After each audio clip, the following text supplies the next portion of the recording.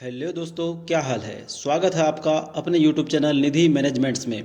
आज इस वीडियो में हम बात करने वाले हैं उन 10 तरीकों के बारे में जिनसे हम अपना इनकम टैक्स बचा सकते हैं। सो इस वीडियो में अंत तक बने रहिए। इनकम टैक्स किसी भी इंसान की कमाई में सबसे बड़ा खर्च होता है, तो आइए देखते हैं इसे हम कैसे बचा सकते हैं। सबसे पहले हम बात करते हैं इनकम टैक्स एक्ट के सेक्शन 80C की। इसके अंतर्गत साल में 1.5 लाख रुपए तक हम इन्वेस्ट करके अपना टैक्स बचा सकते हैं।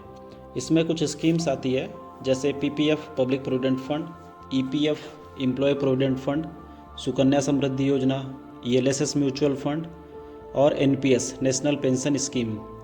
इन सभी में से किसी में भी या इन सभी में भी इन्वेस्ट करके हम लगभग 1.5 लाख रुपए तक का मैक्सिमम टैक्स बचा सकते हैं। दूसरा तरीका है income tax act section 80 CCD 1B।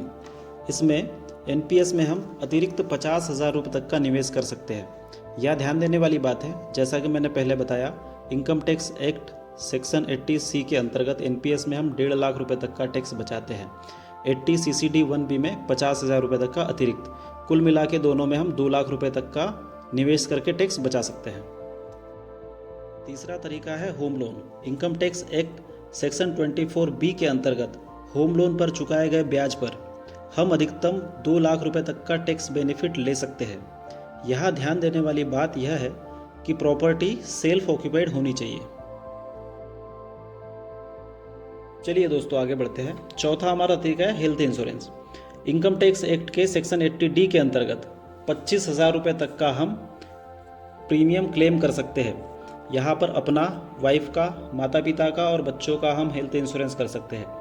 यदि हमारे माता पिता की एज 60 साल से अधिक है, यानी कि सीनियर सिटीजन है, तो टैक्स छूट की सीमा 50,000 तक है।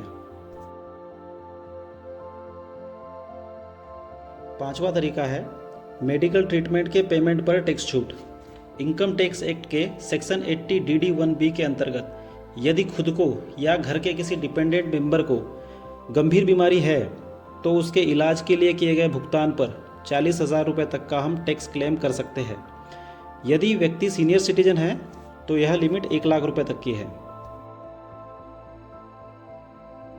अगला तरीका है एजुकेशन लोन। इस पर अनलिमिटेड बेनिफिट है। टैक्स बेनिफिट उस साल से शुरू होगा जब से हमने लोन चुकाना शुरू किया। यह अगले 7 सालों तक होगा, अर्थात हमें 8 सालों तक टैक्स बेनिफिट का फ़ायदा मिलेगा। अधिकतम 2 बच्चों पर एजुकेशन लोन का हम फ़ायदा ले सकते हैं। मान लो यदि हमने दोनों बच्चों के लिए 25-25 लाख रुपए का एजुकेशन लोन लिया है 10% से, तो हमारा 1 साल का ब्याज होता है 5 लाख रुपए। तो ये सारा का सारा 5 लाख रुपए हमारा टैक्स फ्री होगा। अगला तरीका है HRA। इनकम टैक्स एक्ट के सेक्शन 80GG के अंतर्गत अगर HRA आपकी सैलरी का हिस्सा नहीं है तो हम इसे क्लेम कर सकते हैं। यदि कंपनी HRA देती है तो इसके अंतर्गत हम HRA क्लेम नहीं कर सकते।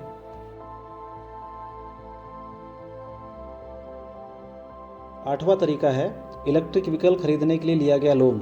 इनकम टैक्स एक्ट के सेक्शन 80 EEB के अंतर्गत यदि हमने इलेक्ट्रिक व्हीकल खरीदने के लिए लोन लिया है तो उसके ब्याज पर अधिकतम 1.5 लाख रुपए तक का टैक्स छूट का हम फ़ायदा ले सकते हैं।